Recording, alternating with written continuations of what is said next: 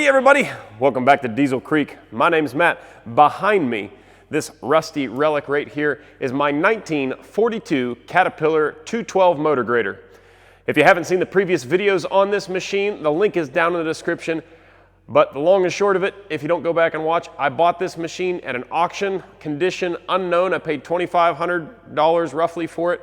I was hoping that I was going to be able to resurrect this machine right there at the auction yard and drive this thing about 8 miles home. Unfortunately, I quickly found out that the engine was locked up tighter than a drum, and we had to have it rescued, brought back here. I tore the head off of it. I found that cylinder number 3, 2, one of the middle cylinders, had a couple inches of water in it because the exhaust had been uncovered for Lord only knows how long out in that field.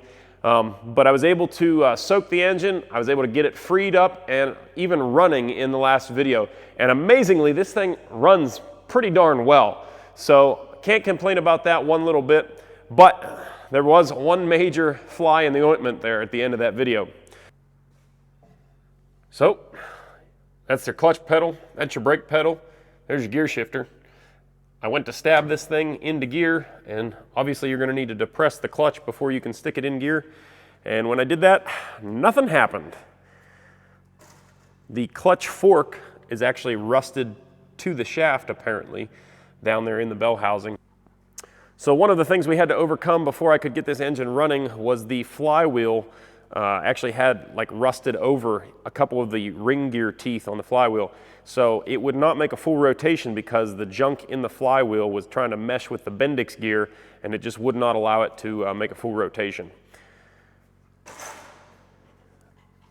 The reason those teeth were rusted over is because down there inside of this bell housing is a mouse dominium like you ain't never seen. So that very corrosive mouse urine and whatever else they drag in there over time, it really rusts up everything in there, not to mention all the material that they built their nest out of is all in there as well. So when we first got this thing running, it was shooting stuff up out of there, but there's still a lot of it in there.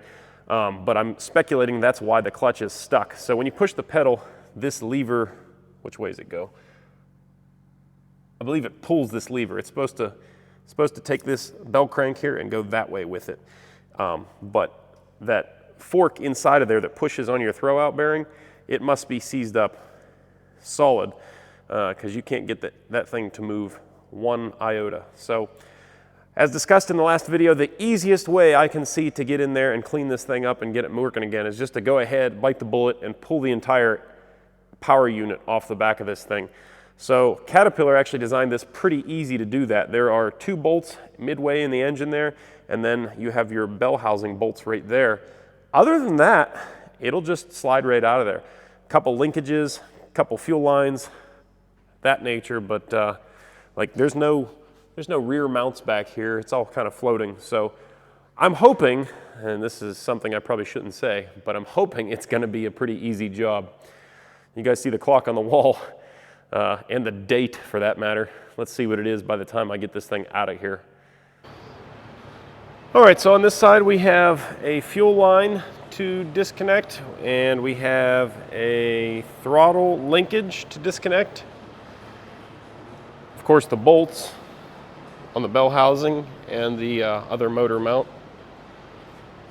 On this side, we just have, what is that, an oil pressure sensor, I think.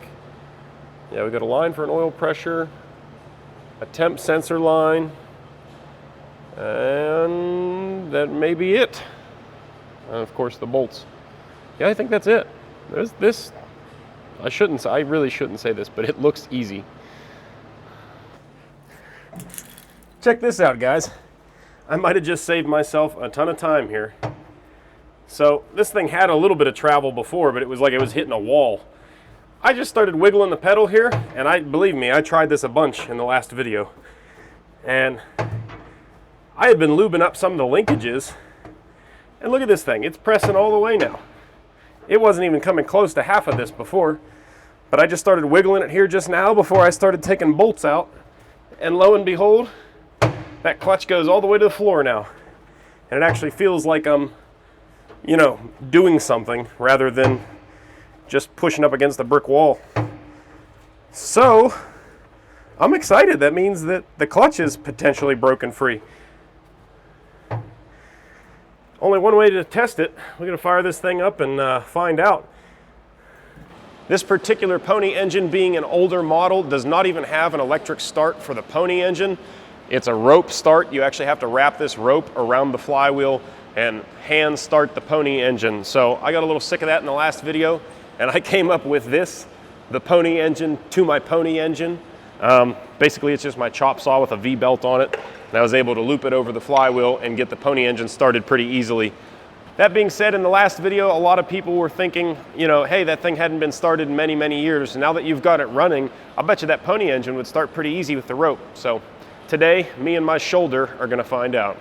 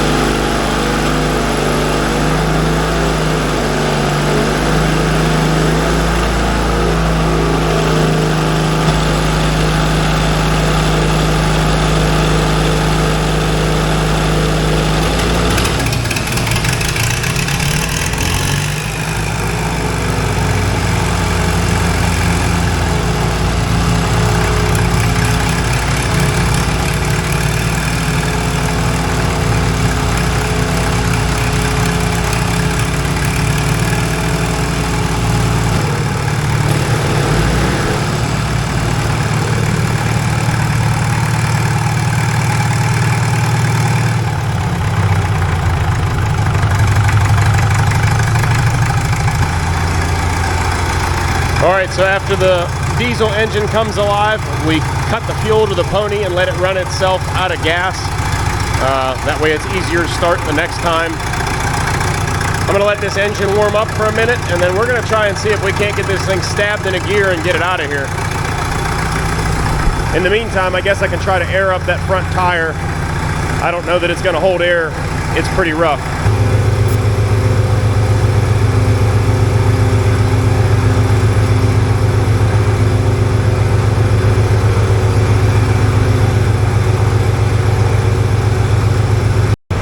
I'm amazed that's even holding air. You can't see it right now. There's a bad spot on the bottom. The tire's split right down the center of the tread. All right, I'm gonna climb up in the cab here. As you can see, it's pretty nasty in here. I don't know why. Both graders I've purchased have had carpet in them for some reason. Pretty roached out in here.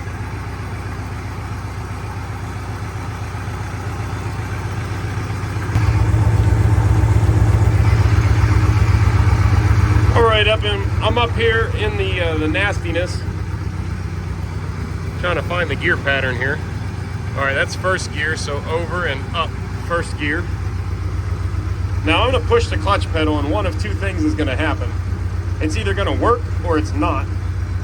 And if it doesn't work at this point, it's because the friction disc is actually stuck to the flywheel. So we could remedy that if that's the case, but it should be working. There's a chance that it's just going to work because I got it freed up and moving. It actually pushes surprisingly easy. Yeah, I don't know if you guys can hear that grinding noise. Things still aren't happy.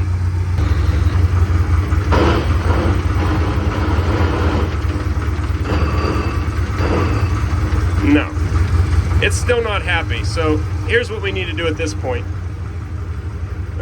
And this is going to be a pain. We're going to have to try to start this beast in gear. And then once we get it out there, we're going to have to try to hook it to a good strong tree or something. And basically we're just going to yank on a chain, and that can break the clutch loose.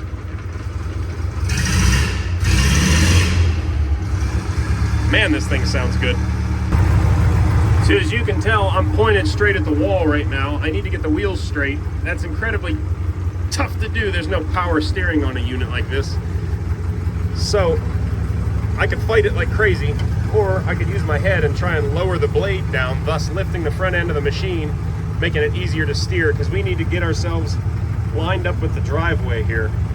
And I'm gonna move my Jeep before we try this as well. But I haven't tried to run any of the functions on this machine since I've got it running. Let's go ahead and try some of these out and see if they're gonna work. It's not a hydraulic, everything's gear driven here, so yeah.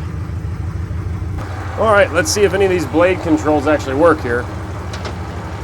Oh yeah, look at that. Nice. Both seem to be working fine.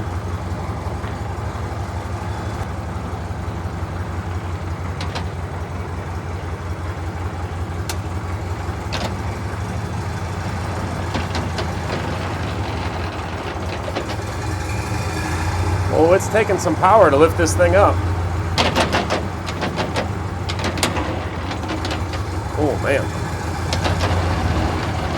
Haha! It worked. We spin our tires straight, at least as straight as we can.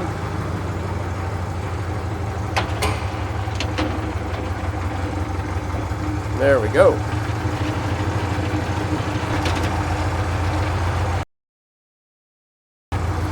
While we're at it, we might as well see if everything else works. What else do we got here? We got, what is that doing? Oh, that's the scarifier up and down. Nice, that works. What's this guy? We got moldboard shift. Well, actually that's circle shift. So that moves the whole blade assembly left or right. Nice. That one works, and then the last one must be circle rotate. Yep. Oh man, it's such a good feeling to see this old stuff come back to life. Look at that. All right. I guess the last thing we have to do here is shut this thing down and then try to restart it in gear. This is gonna get sketchy.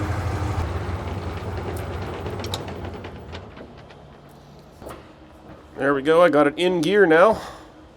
So what's gonna happen is I'm gonna get that pony engine started, and the moment that I start to engage the pony engine, it's gonna start driving itself.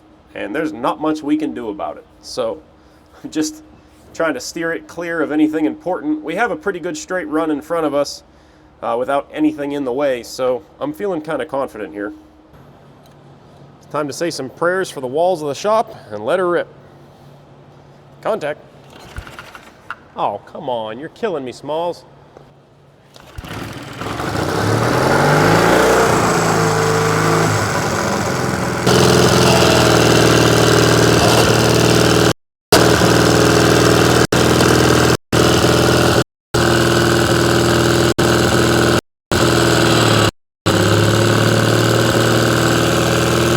Scary.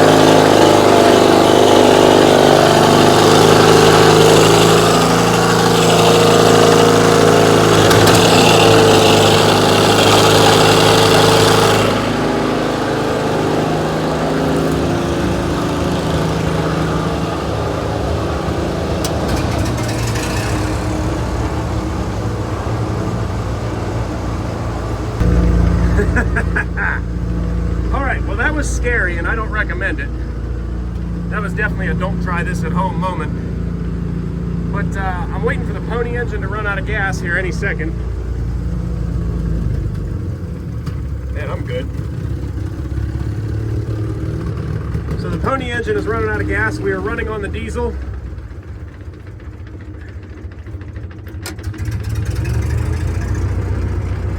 We're running on diesel fuel here. And basically what I'm wanting to do is get a good head of steam somewhere and then just drop this blade in the dirt while I'm holding the clutch down and I'm hoping that'll pop the clutch loose. Might need 2 hands to make this turn. I know the galleon doesn't like it, and that's with wheels that lean. These ones don't even lean. All right, I apologize. I'm not able to video this better. I can't jump off here and go grab my good camera. I'm filming on my phone. Basically, what I'm going to do right now is I'm going to hold the clutch down all the way. I'm going to throttle this thing up, and I'm going to drop the blade into the dirt and hope that that stops us from moving, at the same time breaking the clutch free.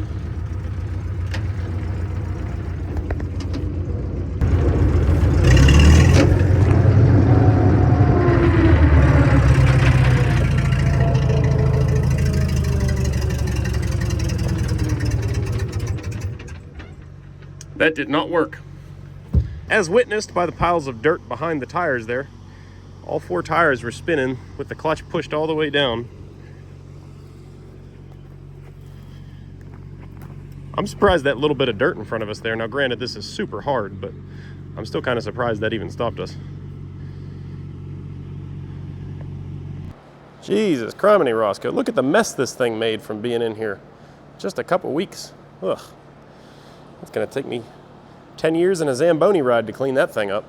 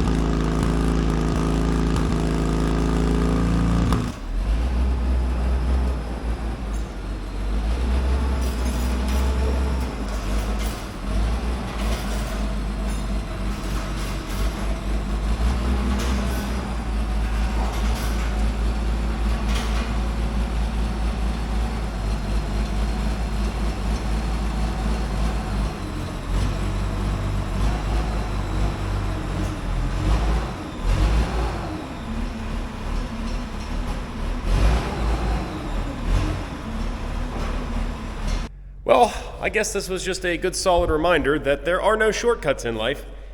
What I thought was going to save me work, getting that clutch fork moving, actually just cost me more work with all the fiddling around and, you know, trying to get the thing running and then stalling it and then trying to get it restarted. And it's been an ordeal.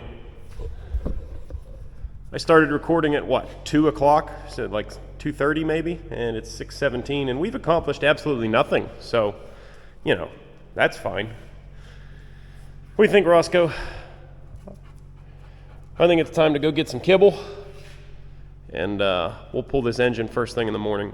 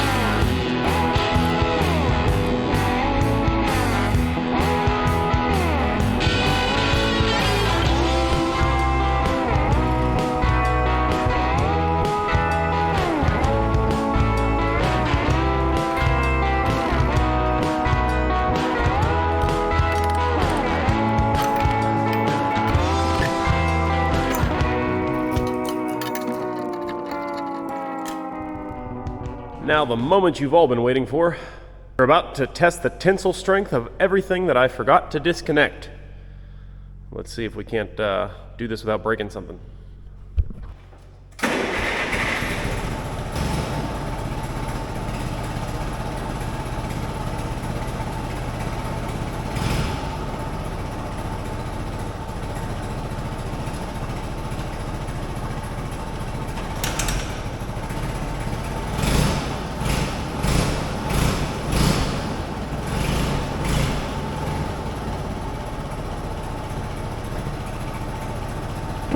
All right, we're gonna play a little game I like to call What the Heck is Holding This Thing?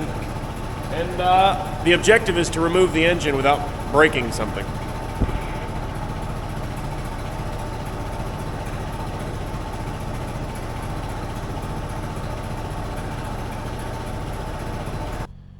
Moments like this is when you really start to question what you're doing here. I have the teeniest, tiniest little bit of separation up here on this side and tight everywhere else. I've got quite a bit of weight supported by the forklift, and I don't even have any vertical separation here where I thought I would. So, yeah, it's a mystery game. Alrighty, I'm having a little bit of success here. I got this screwdriver started in there, opened up that gap big enough where I can stick one of these chisels in here. I don't recall the fan's name that sent me one of these. A couple of these chisels. But they are very handy. Let's go around the other side, see if I can't get one started over there.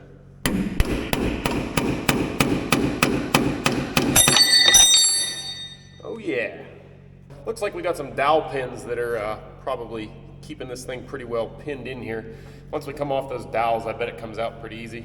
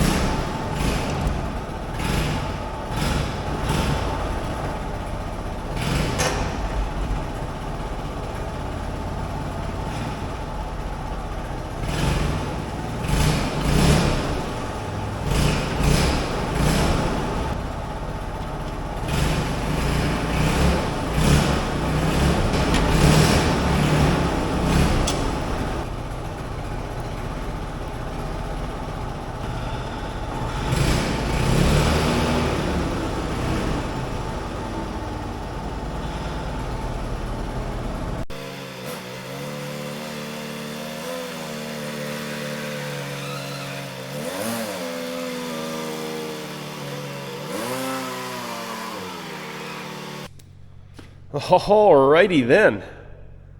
There's the hole where the engine used to be, and there's what's left of the mouse dominium down there in the bell housing. I think most of it got ejected while we were running the engine there a while ago. Not too much left now, but definite damage caused by said mouse house. Over here on the engine, you can see tucked up in here around the ring gear, there's still some remnants of mouse house. I'm going to try to get that all sucked out of there before we put it back together, but I'm still trying to figure out what exactly happened here. So multiple failures have happened here. Not sure why or how. These arms are supposed to be freely moving. Now they are under spring tension, but basically your throwout bearing pushes against these arms and it releases the clutch, which is behind this spring-loaded pressure plate. I don't know how it happened. This arm is bent, obviously, and that hopefully we can straighten that without too much trouble, but the throwout bearing was barely catching this one, and it actually, kind of wore down into the edge there, if you guys can see that. These other 2 feet have some excessive wear on them. This one here looks like it got awful hot. Looks like the bearing was probably riding on it for quite some time. But yeah, so what we're going to have to do is disassemble this thing and get all these components freed up and moving like they're supposed to again, because you're never going to be able to push these by hand, but I can already tell just from You just grab a hold of something, sometimes you know that thing is seized up solid. So yeah, we're gonna have to do some working on that. So here's what we got going on here. This is your main input into the transmission, and as you can see, it spins independent from this shaft here. This is your live power takeoff shaft. This runs the gearbox for all the functions on the whole machine. So you can see that spins that drive shaft there, which runs up into the gearbox in the cab and runs all the functions. This one just drops power down into the transmission. So this is the one that's on the clutch. This one is always directly engaged to the engine. You see that play in there? I'm not a big fan of that. That seems like we probably have a bearing going out. I don't think we should have any play there at all. This unit here is the throw-out bearing. There's these arms down in here should push this thing forward whenever you push the clutch in. But as you're going to see in a second, I don't think it moves. So the clutch is in the up position right now, so that means this thing should be retracted all the way back. Instead, I think it's kind of seized onto the shaft here, and it is sticking out and engaging those arms on the pressure plate when it shouldn't be. So I'm going to press the clutch now, and you're going to see I don't think it goes anywhere.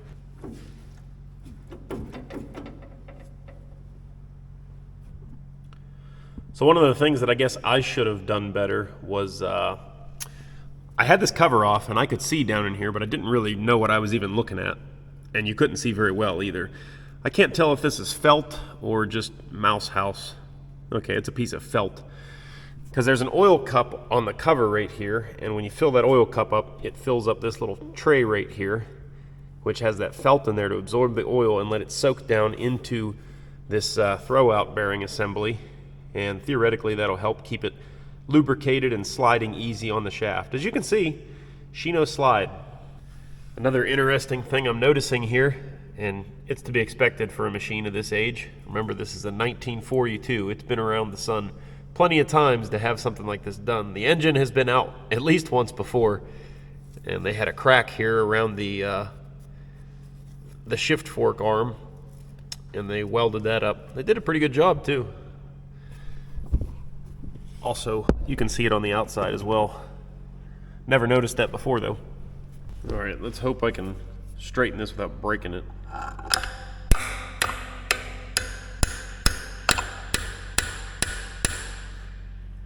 A little more.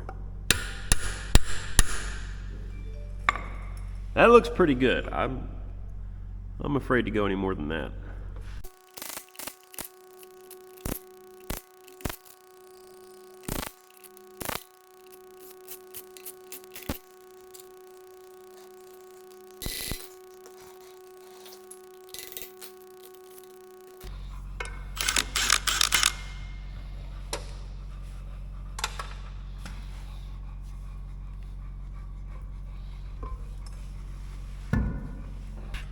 Look at that, we got mouse house even all the way inside the clutch pressure plate here.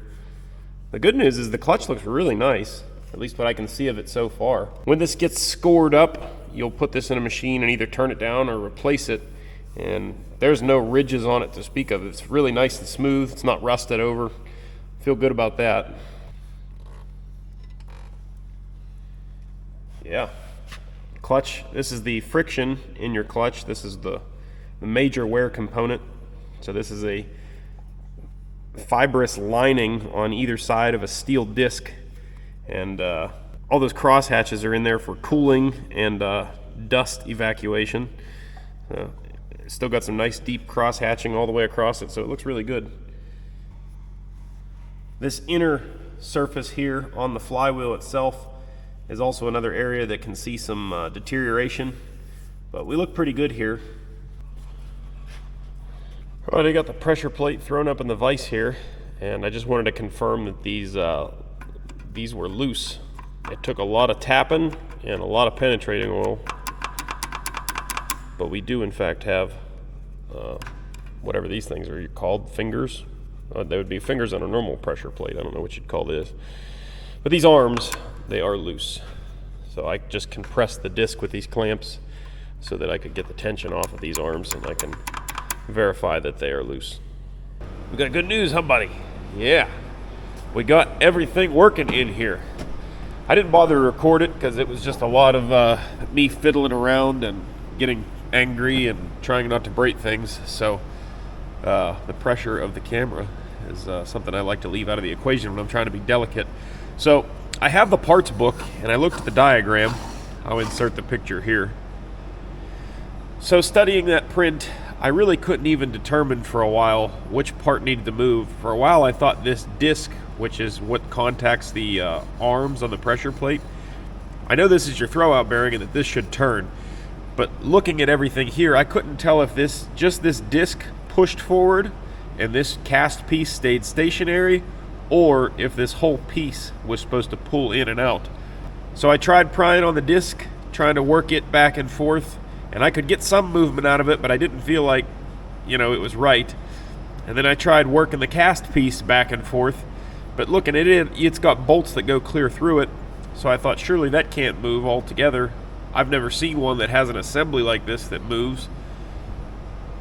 But sure enough, after studying the print a little more thoroughly and consulting some friends, it does move. We got it working. So there's actually a clutch brake on the back side right down through that port. You can kind of see it from up top.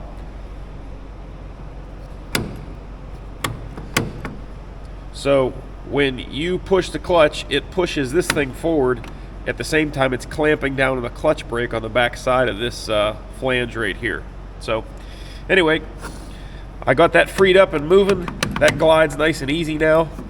The throwout bearing took a little while. I filled up this reservoir, which soaks the throwout bearing. I filled it up with penetrating oil a couple times and really let it soak in there. And then I got a giant pair of channel locks and just barely was able to clamp this piece of this ring here, the throwout bearing, and was able to get it to start moving. And once it started moving, I was able to actually free it up by hand, just wiggling it back and forth. So I don't think it's very rusted in there. It is a little rumbly now. I don't know if you guys can hear that. And, if we were going to be putting this machine into production and it was going to go out on jobs, we would definitely change that. But honestly, for how hard it was to get the engine out of here, I'm not even that worried about it. People overuse clutches anyways. You should really only use the clutch changing gears. If you're going to push the clutch in for any longer than it takes to change gears, you should put it into neutral so that you're not riding on this bearing. So for as much contact as this bearing actually does, I think it's going to be just fine. I was also looking at the parts breakdown and studying all this slop that we have in here, and I got to thinking that's just because this bearing isn't in the flywheel of the engine. So this bearing right here is what keeps this shaft from being sloppy. There's only one other bearing all the way up at the front there, so of course it's going to be sloppy. But I bet you once we reinstall the engine and this bearing's in the pilot doing its thing on the flywheel, I guarantee we can grab that shaft and it's not going to wiggle around. This bearing still looks to be in just fine condition, so no sense worrying about that. So everything's back to working like it should, nice and freed up. I'm feeling good about this. We are ready to stab this engine back in here. All right, so the only thing we have left to do is install this pressure plate before we can bolt everything back together.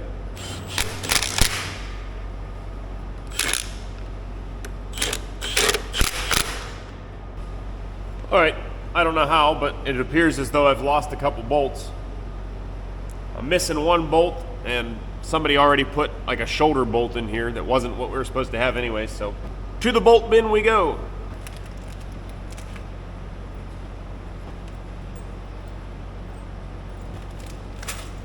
Oh man, having the bolt bins here has been the greatest time saver for me ever. Best thing about the new shop, bolt bins.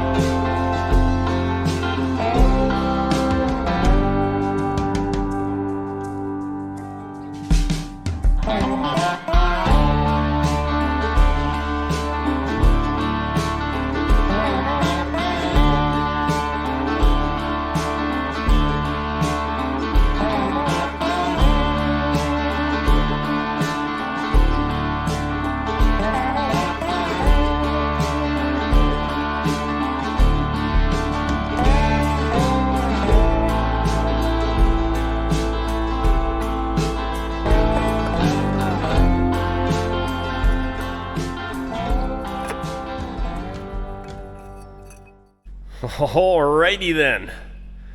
We got this thing all back together. Big thanks to my dad for stopping out and helping me guide this engine in there. That was definitely a two-man operation, but we were able to get it in there pretty good. I have not fired it up yet. I have not done anything. All I know is that that clutch was working when I assembled it. So I'm crossing my fingers here that we're going to be able to fire this thing up, and I'm just going to be able to push on that clutch, and it's just going to go right into gear nice and easy. So I'm just about ready to fire it up. I think I have all the fluids topped off. I have all the bolts tightened down, all the lines connected.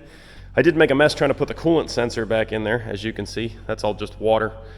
But yeah, it didn't make too bad of a mess coming out, but going back in, that was a mess. But let's see if I can't give this thing a yank and see if it's going to fire up and do what we want it to do.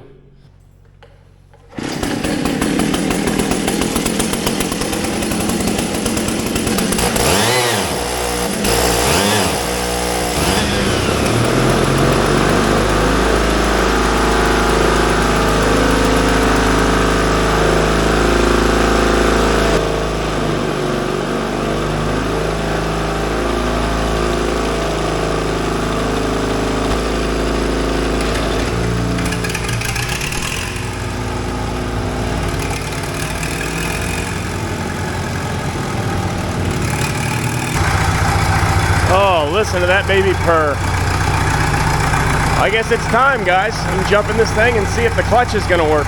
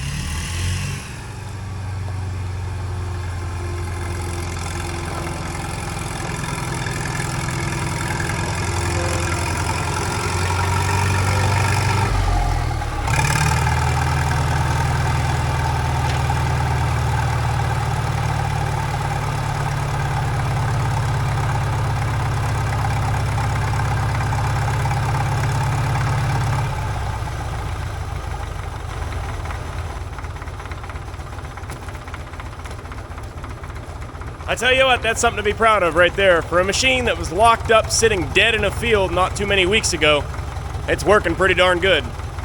That there's about as low as I think she's gonna idle, so I wouldn't be surprised if it stalls out, but I mean, listen to it.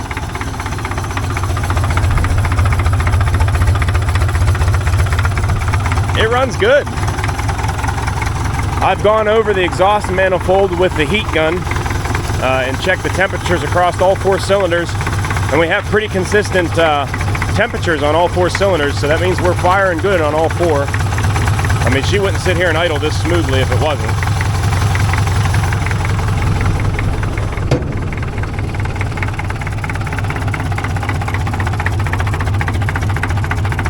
Hard to be upset about that, ain't it? This is case in point of why I like this old stuff so much better than anything that's newer. I don't think you're gonna get that from the same situation with a newer machine. So I guess we're pretty much done with the grader at this point. I just gotta throw the tin work back on it, but that's nothing. We could get into fixing the brakes, but that sounds like a fool's errand. I think most of these machines just don't have functioning brakes. They have a parking brake, which works pretty decent, so just kind of use that as a handbrake if you need it.